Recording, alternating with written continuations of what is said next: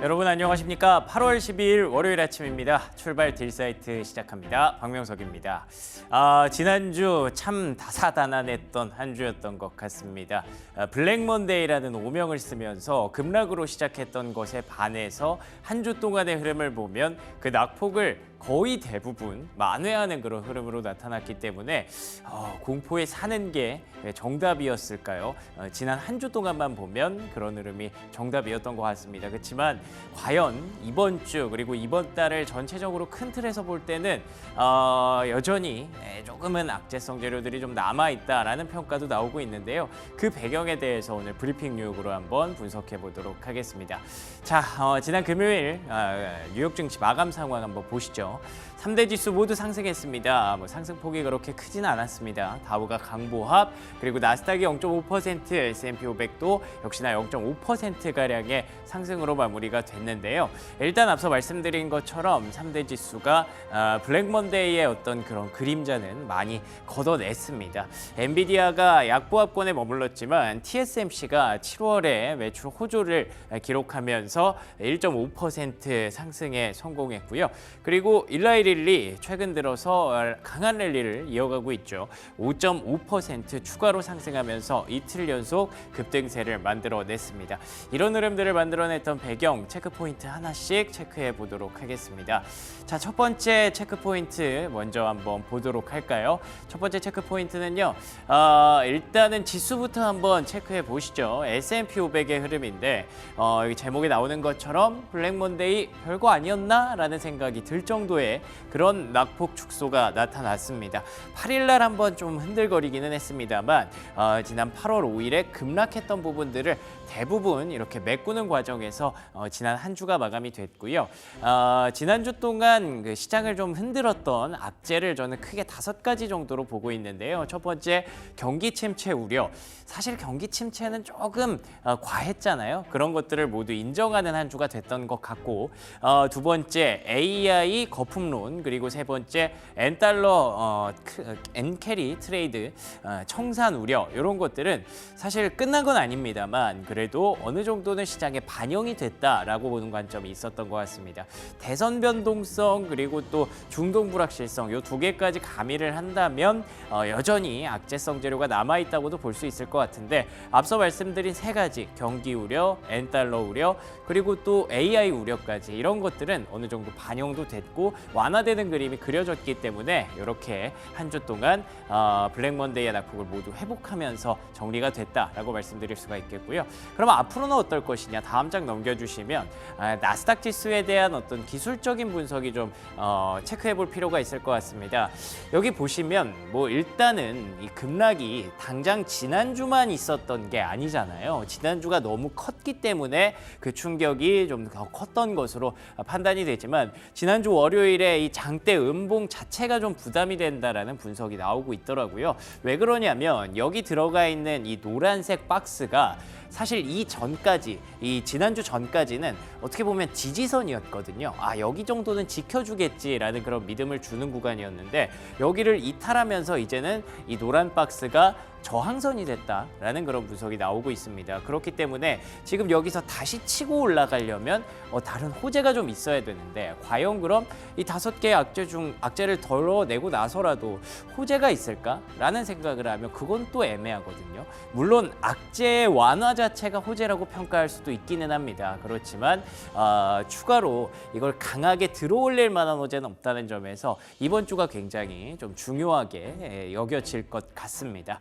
자, 그러면 두 번째 체크포인트, 지금 말씀드렸던 그런 악재들이 시장에 어느 정도로 반영되고 있는지 간단히 한번 체크해 보죠. 금리와 엔달러 캐리 트레이드 우려, 이런 것들 한번 체크해 보면 좋을 것 같은데요. 금리는 보시는 것처럼 일단 4일 동안 반등을 하다가 지난 금요일에는 약간 음봉으로 마무리가 됐습니다. 약보합권에서 마감이 됐고요. 어쨌든 그래도 4%대까지 다시 올려놨다는 점에서 경기 침체 우려는 너무 과했구나라는 분석이 지배적인 것 같습니다. 그래서 그런지 처음에 저렇게 막 급락 일변도를 그렸을 때는 당장 9월에 50bp 인하해야 된다라는 분석이 지배적이었고, 오히려 긴급 금리 인하가 필요하다라는 얘기까지 나왔습니다만, 이제는 언제 그랬냐는 듯 그냥 일단 한 25bp만 하자라는 쪽이 조금 더 우세하게 나타나고 있는 것 같습니다. 경기 침체 우려 확실히 좀 과도했다라는 부분을 인정을 하기 시작한 것 같고요. 다음 장 넘겨주시면요. 엔달러, 엔캐리 트레이드 우려에 대해서도 한번 체크해 볼 필요가 있는 것 같은데 뭐 비슷합니다. 예, 앞서 보셨던 금리의 그림과 엔달러의 흐름이 거의 흡사하다라고 보시면 될 것 같고요. 다만 이 부분에 대해서는 계속 말씀드리지만 엔화의 방향성 그리고 달러와의 방향성이 달러는 아래, 엔은 위쪽이기 때문에 전체적으로 장기적으로 길게 놓고 봤을 때는 하락하는 방향이 맞습니다. 예, 이거 보시는 것처럼 2008년 리세션이 왔을 때 엔캐리 트레이드가 좀 강하게 진행이 됐었는데 그 청산과 트레이딩 과정을 거치면서 전반적으로 방향성을 바꾸는 기간은 한 3, 4년 정도는 그대로 유지가 됐었다는 거죠. 그렇기 때문에 이 방향성을 이제야 바꿨기 때문에 앞으로 3, 4년 동안은 엔캐리 트레이드 청산이 계속 조금씩은 이루어질 것이다라고 보시는 게 상수라고 보시는 게 맞을 것 같고요. 문제가 됐던 건 이렇게 급격한 하락폭이 문제였잖아요. 그리고 방향성이 한번 꺾이는 과정에서 큰일 났다. 이제부터는 우리도 방향성을 바꿔야겠다라는 그 변곡점이었기 때문에 이 흐름이 이렇게 급하게 나타나지만 않는다면 이제부터는 어느 정도는 트레이드 청산 우려 반영이 됐다라고 해석하는 것도 맞을 것 같습니다. 자, 그럼 다음 장 넘겨주시면 시장의 어떤 심리를 파악하기 위해서 보는 지표, Fear and Greed 지표, CNN에서 제공하는 공포와 탐욕 지수를 한번 볼게요. 여전히 Extreme Fear, 극도의 공포 구간에 들어가 있습니다. 심리가 이 극도의 공포 구간에 공포에 살아라는 말이 있죠. 그래서 아직까지는 조금 시장이 좀 떨고 있지만 그래도 일각에서는 이 정도면 사도 되지 않을까라는 반응도 있는 것 같은데요. 이번 주도 굉장히 중요하다고 하더라고요. 왜냐하면 이번 주에 미국의 다양한 지표들이 발표가 됩니다. 물가 지표부터 시작해서 경기 지표, 소매 판매, 산업 생산 이런 것들이 다 나오거든요. 그렇기 때문에 이번 주에 이 흐름이 어떻게 움직이는지에 대해서는 약간은 좀 변동성 가능성 열어두고 지난 한 주 동안 블랙 먼데이는 일단 끝났지만 다 만들어냈지만 그 위에 있는 지지선, 저항선을 다시 한번 지지선으로 바꾸는 계기가 될 수 있을지 이번 주 잘 숨죽여서 지켜봐야 될 것 같습니다. 자, 그러면 세 번째 체크 포인트 한번 볼까요? 지금까지 좀 드러나지 않은 악재가 굳이 하나 있다면 국제유가라는 말씀을 좀 드렸었는데요. 이 국제유가가 4일 연속 꾸준히 상승 흐름을 그려냈습니다. 지금 당장 77달러 부근에 있는 WTI가 시장을 위협할 그런 재료는 되지 않을 거고요. 경기 침체 우려가 과도했다라는 측면에서 반등한 거라면 지금까지는 좀 긍정적인 해석이 충분히 나올 수 있을 것 같습니다. 다만 다음 장 넘겨주시면 주말 사이에도 계속 중동 관련 뉴스는 진행이 됐었거든요. 보시는 것처럼 이스라엘이 조금은 건드리지 말았어야 할 그런 곳을 건드렸죠. 학교를 좀 건드렸습니다. 학교에 폭격을 가했다는 뉴스가 좀 충격적이었고요. 그리고 또 이제 미군이 시리아에 주둔해 있는데 미군 주둔지가 폭격을 좀 맞았다고 합니다. 그러면서 미군도 사상자가 좀 발생했다고 하는데 계속 지금 누군가가 미국의 어떤 심리를 계속 테스트하는 것 같아요. 너네 전쟁 나는 거 싫지? 물가 올라가면 부담되잖아. 그런데 이래도 안 나게 할 수 있어? 라고 약간 억지력을 테스트하는 구간인 것 같아서 미국의 그 인내심이 과연 언제까지 지속될지 혹시라도 여기에서 뭔가 삐걱대는 흐름이 나온다면 또 시장은 조금 발작을 일으킬 수도 있으니까 계속해서 놓치지 마시고 잘 챙겨보시기 바랍니다. 자, 그러면 특징주로 한번 넘어가 볼게요. 지난주 금요일에 핀비즈 테이블부터 한번 확인해 보면요. 전반적으로 그린라이트가 좀 많죠. 그리고 또 퍼센티지가 그렇게 큰 건 아닙니다. 그러니까 종목들이 강하게 올라왔다고 보기보다는 전체적으로 좀 안도하는 그림이 만들어졌다라고 보시는 게 맞을 것 같고요. 여기 있는 일라이릴리가 환하게 빛나는 것을 제외하면 전반적으로 그냥 쏘쏘한 그런 분위기가 진행이 됐던 것 같습니다. 그리고 반도체 쪽에서는 보시는 것처럼 인텔이 여전히 부침을 좀 겪고 있는 게 이 불빛에서 확인이 되고 있고요. 엔비디아뿐만 아니라 AMD 이런 종목들이 여전히 좀 부진했기 때문에 반도체 쪽에서도 여전히 좀 부담감을 갖고 있구나라고 생각하시는 게 맞을 것 같은데요. 다음 장 넘겨주시면 어찌됐든 M7이 많이 좋았잖아요. 엔비디아 제외하면 M7이 다 올랐기 때문에 이 기술주에 대한 부담감, 밸류에이션 부담감은 지난 한 주 동안 많이 해소가 됐다고 보는 게 시장에서 지배적인 것 같습니다. 그래서 뱅크 오브 아메리카에서는 여기 기사 제목에 나오는 저 엔비디아 그리고 사진에 나오는 넷플릭스를 비롯해서 애플, 아마존과 같은 기술주들을 지금은 매수해도 된다라고 보는 관점을 보여주고 있고요. 그리고 또 TSMC가 앞서 잠깐 오프닝에서 언급드렸는데 7월에 매출 호조를 발표했습니다. 이런 부분들은 AI 거품 우려를 조금은 덜어내는 그런 재료가 될 수 있겠죠. 그러면서 TSMC가 반도체주들이 앞서 말씀드린 대로 부진했잖아요. 근데 그 안에서 TSMC는 괜찮았거든요. 이런 흐름이 과연 국내 증시의 반도체주들에게는 어떻게 반영이 될지 오늘 잘 체크해 보시는 것도 좋은 관전 포인트가 될 것 같네요. 자, 그러면 두 번째, 세 번째 특징주는요. 이렇게 시장이 좀 올라오는 과정에서 저는 가장 중요한 게 올라올 때 그럼 누가 더 강하게 올라오느냐 이걸 보는 게 시장에 어떤 변곡점이 나타났을 때 앞으로의 주도주가 될 수 있을 가능성을 판단하는 데 중요한 역할을 한다고 생각을 하거든요. 그런데 AI 거품론을 조금 해소했다라고 보는 관점이 여기에도 좀 나옵니다.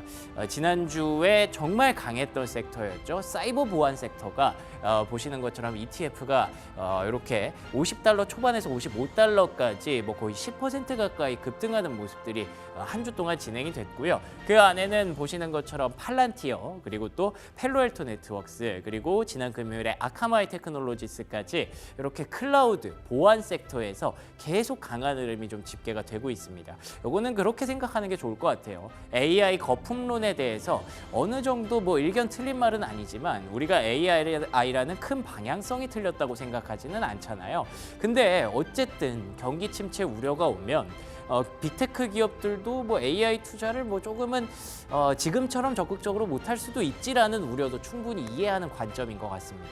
그러면 시간이 좀 걸릴 텐데 그 시간 동안 급격하게 올라왔던 종목들이 좀 쉬어갈 동안 그러면 AI 랠리를 조금 뒤에서 끌어줄 수 있고 뒤에서 받쳐줄 수 있는 그런 종목들이 어디가 있을까? 조금 덜 오른 AI 섹터가 어디가 있을까라는 관점에서 좀 찾는 게 클라우드 보안인 것 같은데 어쨌든 이런 종목들이 AI 안에서 키 맞추기를 하고 있다는 건 AI라는 방향성이 틀리지는 않았다는 반증이 되니까 이 부분들 참고해서 투자 포인트에 녹이시면 좋겠네요.